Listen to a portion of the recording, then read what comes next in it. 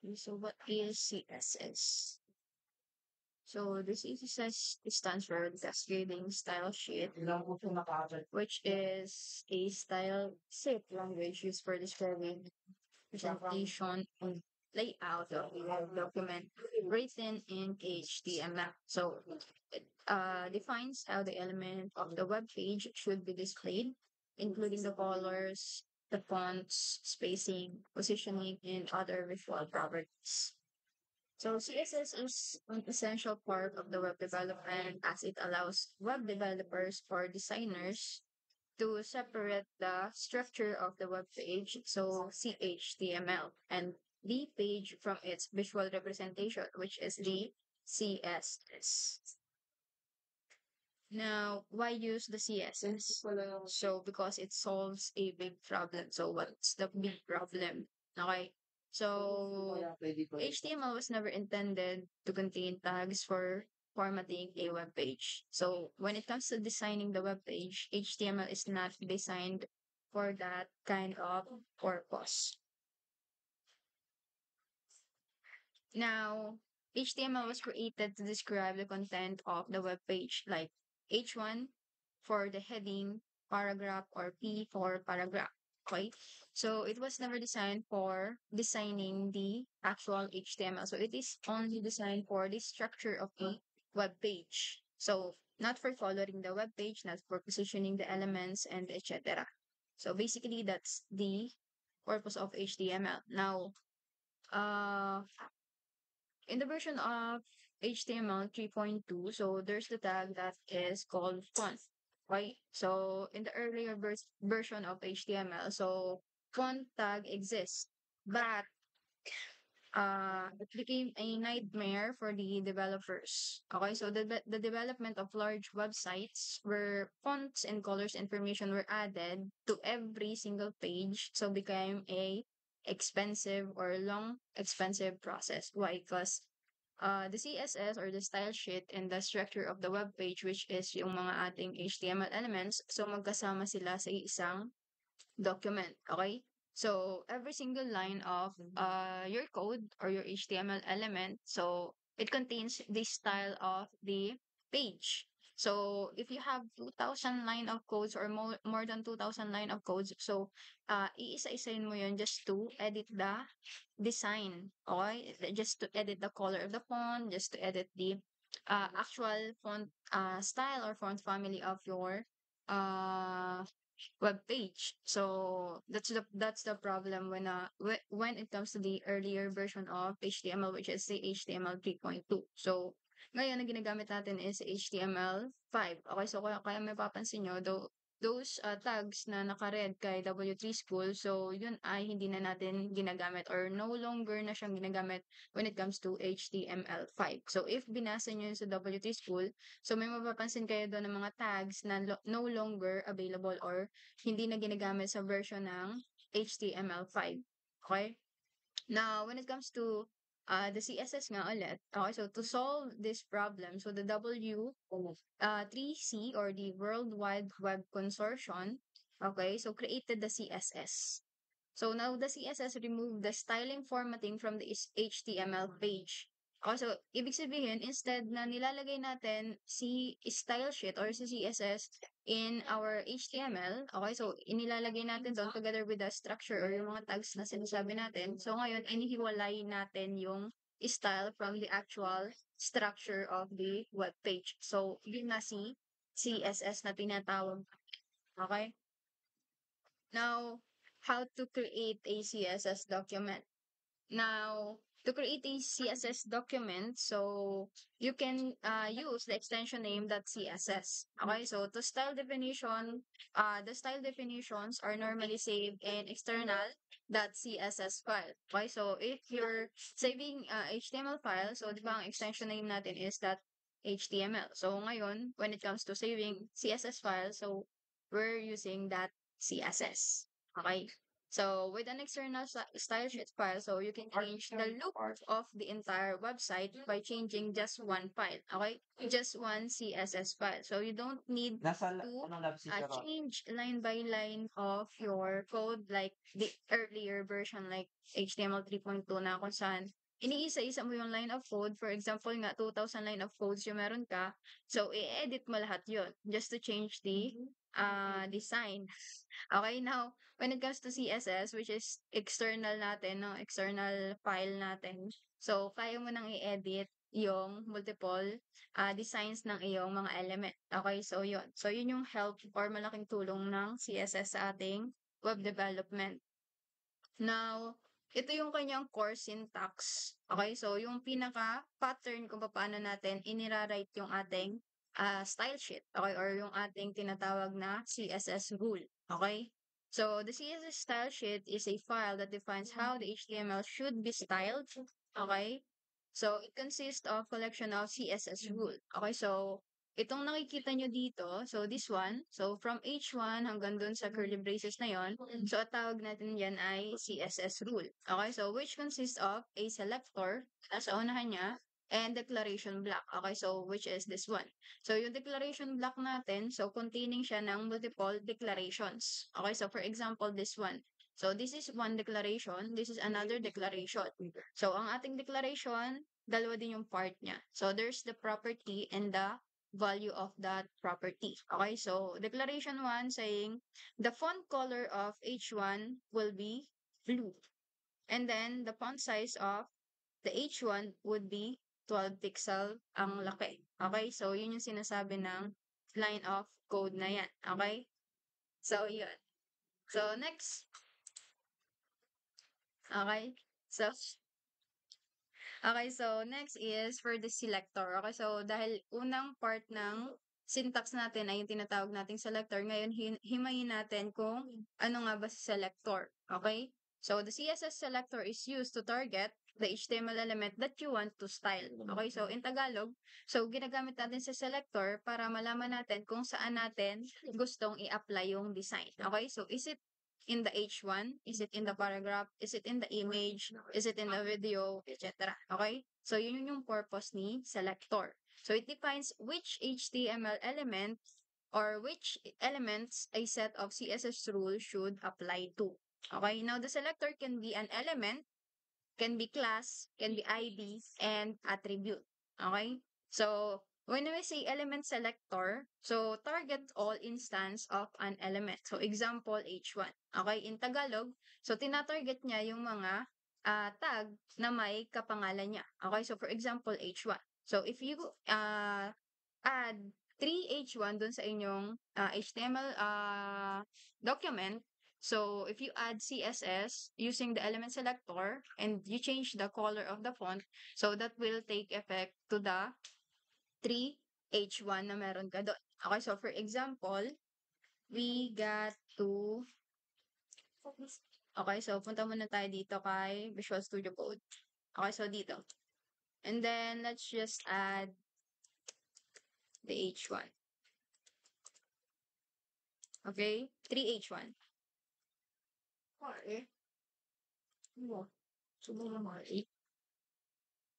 Hello, let's just say hello, bye, and baby.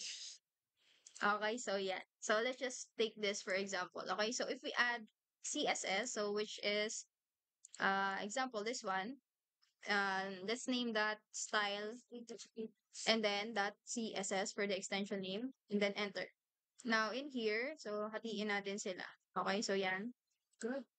Now dito mag-add tayo ng H1 as the selector and then the declaration would be color and then let's just say the value is red. Okay, and then semicolon. So now, ang sinasabi ng line of code na to, so yung H1 natin gagawin niyang kulay pula. Okay? So no matter how many H1 yung meron ka sa document mo, ang gagawin niya yung kulay pula. Okay? So if we add the actual CSS here, okay? So using the link tag, okay? And then calling it in the href, okay? So the name of the CSS natin. So if it is inside a folder, okay, again, you need to include the name of the folder. Okay, so you can use the symbol / look for the folder like CSS, okay, and then select the actual file. So yeah, so that is included in our HTML document. So siya ay external. Ibig sabihin wala siya sa mismong HTML document natin. So nakahiwalay siya, okay? Pero pwede natin siyang gamitin. Now dito, so pag sinabi natin ganyan at re-review natin, so ang magiging kulay ng ating font is kulay pula. Okay, so if we take that sa output, as you can see, kulay pula na siya. Okay? Now, yun yung purpose ni element selector. So, kung ano man yung nasa loob or tag na pinili natin, nasa loob ng angled bracket, so, yun yung sinasabi nating element. Okay, or element selector. So, kung maglagay ka ng paragraph dito or P, okay, so ibig sabihin, tina-target mo yung mga paragraph tag or yung P tag. Okay? So, si P. Okay, so yan. So, let's just add,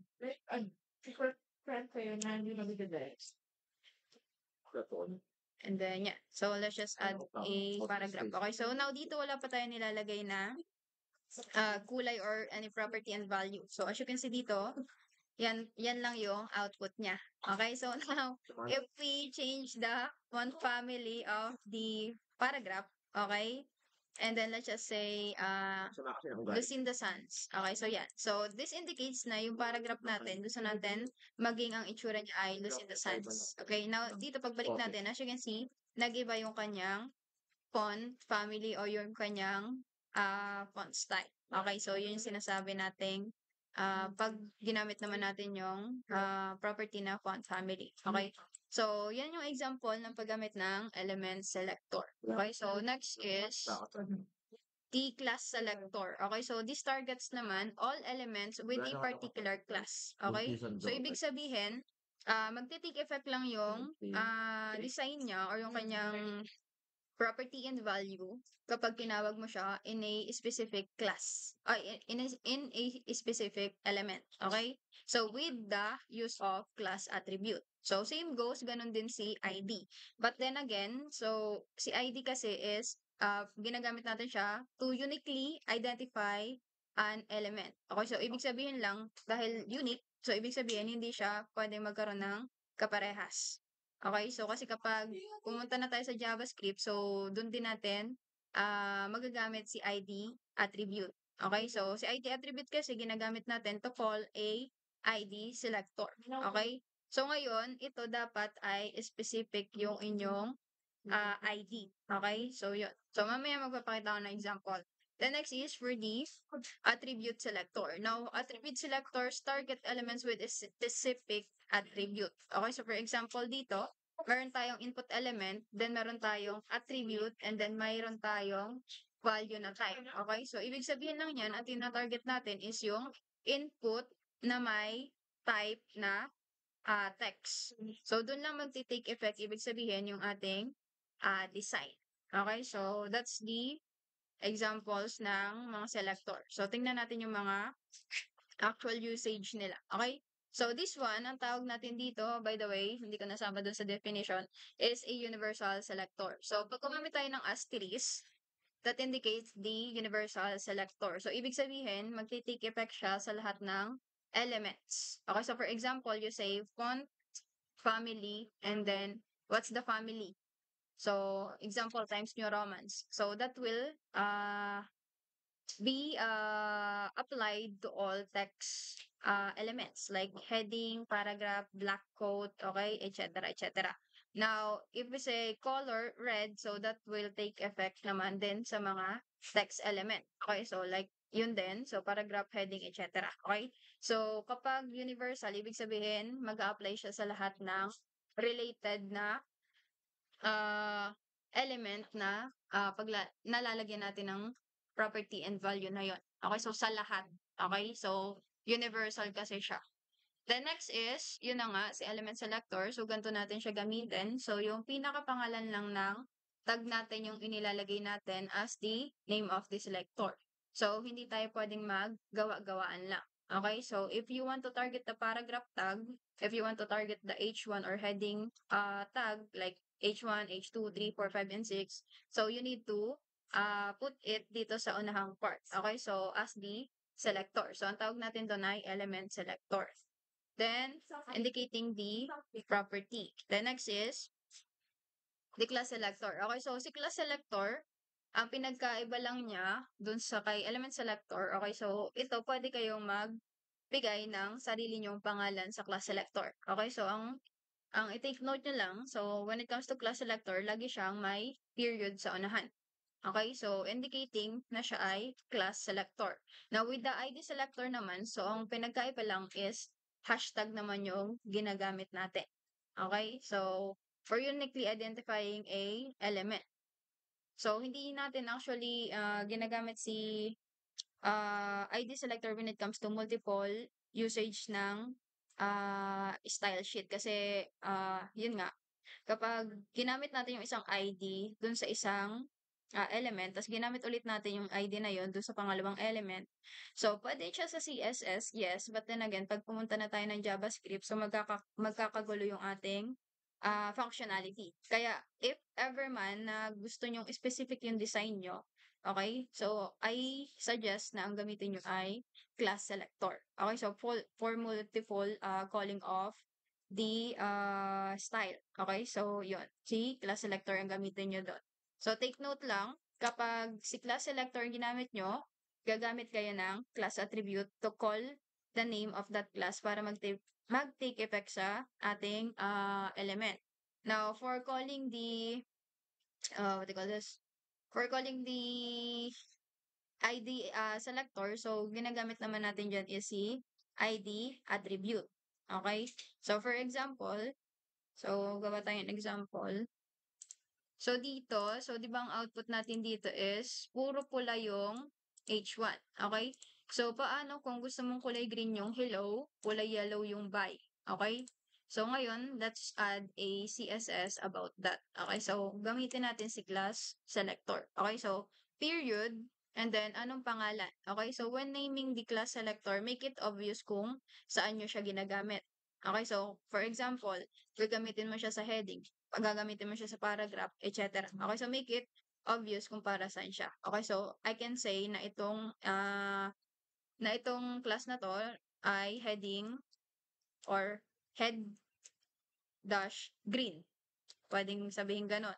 Para mag-take effect na ang kulay lang niya or ang kulay ng font niya ay kulay green. Okay, so indicating the property and then indicating the value green. Okay, so yan. Now, yan ay hindi pa mag-take effect agad dito. Okay, so para mag-take effect siya, so we need to include this name of class dito sa ating mismong element. Okay, so saan natin nilalagay? Okay, so in the opening tag natin. Okay, so dyan tayo maglalagay ng class attribute. Okay, so to call this selector. Okay, which is si head dash green. Okay, so class selector siya, class attribute yung gagamitin natin. Okay, when it comes to ID selector, ID naman. Okay, so kunwari, meron tayong for paragraph. Okay, so para 1. So, ibig sabihin para sa paragraph 1 siya. Okay, and then let's just say ang kulay niya ay kulay red. Okay, so color is red. Okay, so yan. So dito sa output natin, hindi pa natin makikita yan. Okay? So ngayon, dito sa class, tawagin muna natin si head green. Okay, so by the way, when calling the class selector, so hindi mo na sinasama yung period. Okay, so yung mismo pangalan niya na lang. So, highlight the name, copy, paste it inside the value of the class attribute. Okay, so dun sa double quotation. Now, same goes with the paragraph. Okay, so kunwari ito ay gusto nating gamitin dito sa ating paragraph. Okay, so gusto natin tong maging pula. Okay, so ngayon, you need to include this name ng ID selector nyo dun sa mismong element. So, inside the opening tag of the paragraph, so add the ID attribute. Okay? Kasi nga, dito, hashtag yung ginamit natin. So, hashtag indicates ID period indicates class. Okay, so class attribute, period, ID attribute, ID, sorry, class selector, period, hashtag or number sign is for the ID selector. Okay, now to call that, so dito naman sa HTML natin, ginagamit natin si ID attribute and then si class attribute. Okay, so yun. So take note of that. Okay, now next is to call the para1 and then paste it inside the double quotation of the ID attribute. Okay, now if we go back dun sa ating HTML, sa browser natin, so as you can see yun, naging green na yung ating H1. Ayun, kasi in-specific natin na siya lang yung lagyan ng class. Okay? So, binasa niya yung laman ng head green, which is saying na yung kulay or yung color ng font ay maging green. Okay? So, color property indicates the color of the text. Okay? And then dito sa baba is yung kulay red. Okay? So, dito kasi sa ating para1, sabi natin, the color of the font ay pula dapat.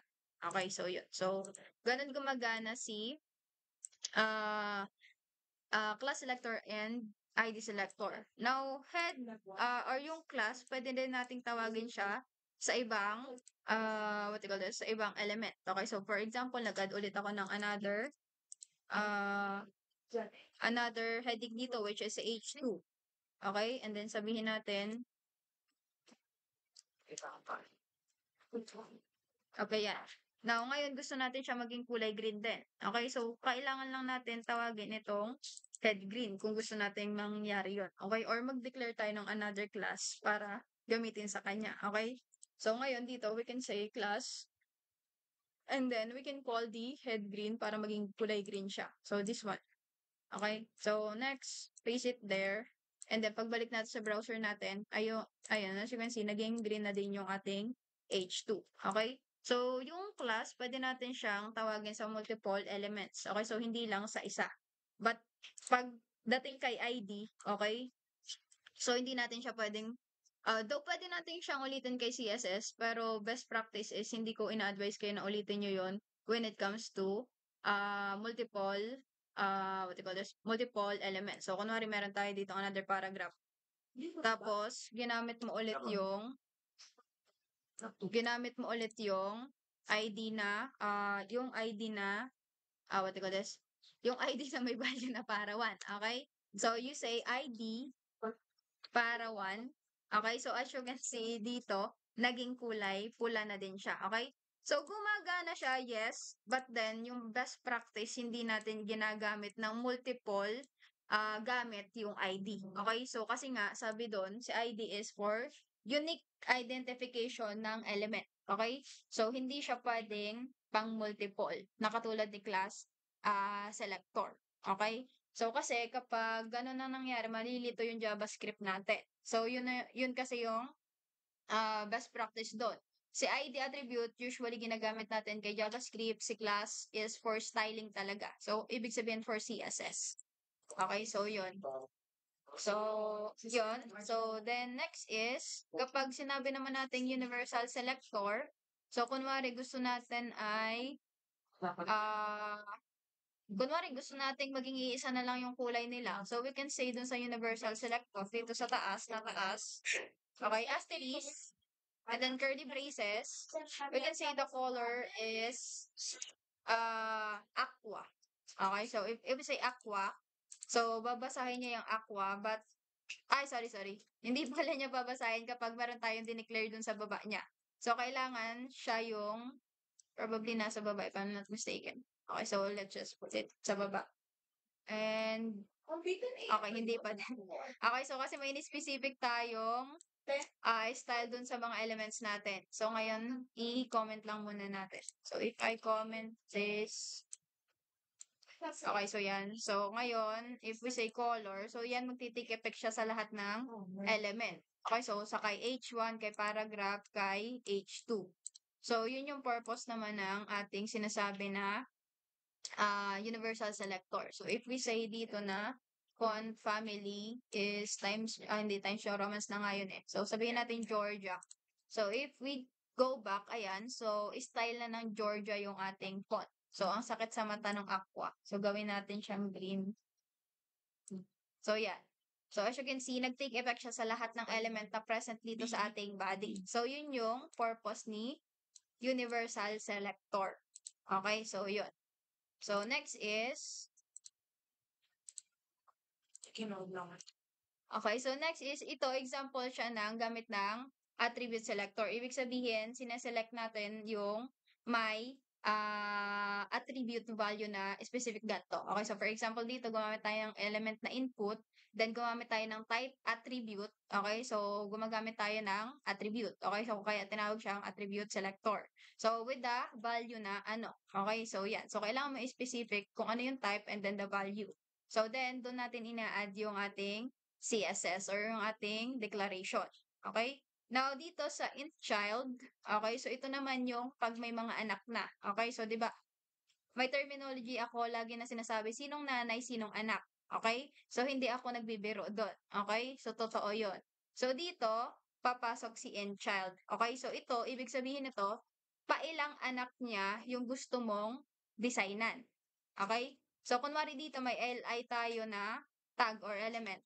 So pailang li sila or pang ilang li yung gusto mong stylean dyan. Okay, so for example, we got AUL.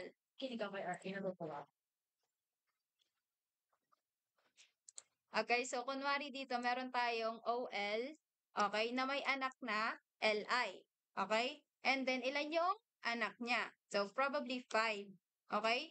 And then, if you enter, so yan, we got 1, 2, 3, 4, 5. Now, ngayon, tanggalin muna natin yung universal selector natin. So, i-comment muna natin para hindi niya mabasa. Okay, so yan. So, ngayon, like, sabihin natin to ay mga list ng prutas. Banana. Okay, and then grapes. Keme. Okay, and then next is, ano pa? Orange. Orange. Okay, and then pineapple. Okay, so yan. So we got 5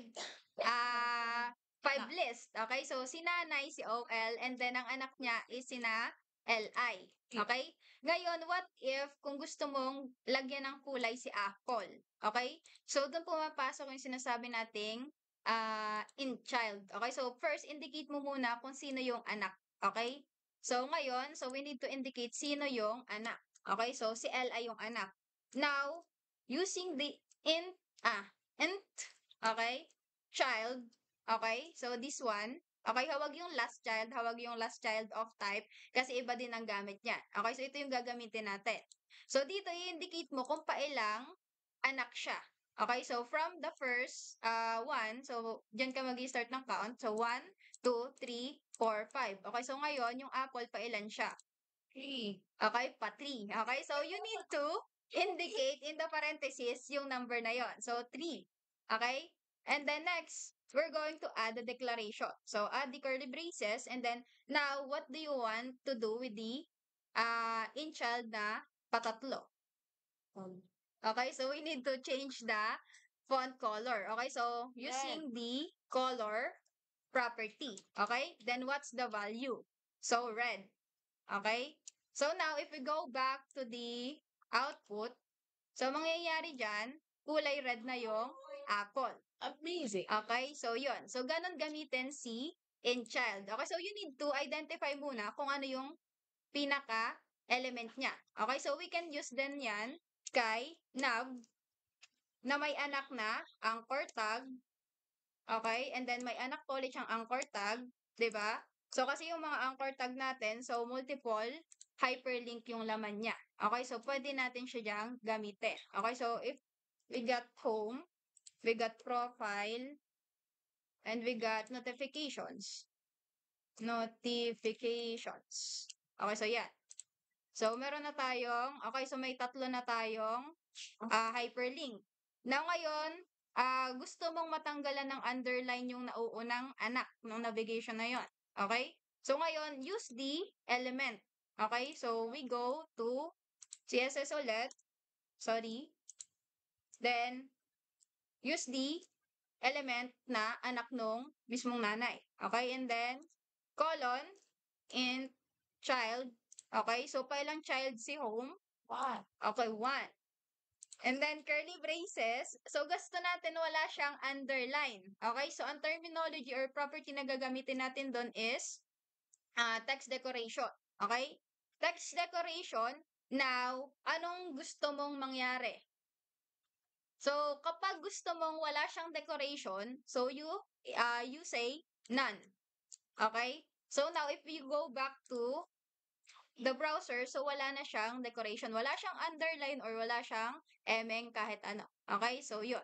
So, gano'n nangyayari yung when it comes to dun sa mga navigations natin na wala siyang underline. So, nagkaka-underline lang siya kapag nag-hover tayo. Okay? So, yan. Hindi nag-hover dito kasi wala pa tayong nilalagay na design. Okay? So, yan. So, basically, gano'n natin gamitin si in child. Okay? So, pwede din nating sabihin na odd and even. Ibig sabihin lang nun, ang magkakaroon lang siya ng kulay ay yung mga, ano, yung mga odd number. Okay, so for example, this one, 1, 3, 5. Okay, and then if we say even, so obviously, yung mga even numbers. Okay, so si grape at si orange, si 2 at si 4. Okay, so basically, ganun natin ginagamit si in child. Okay, and then next is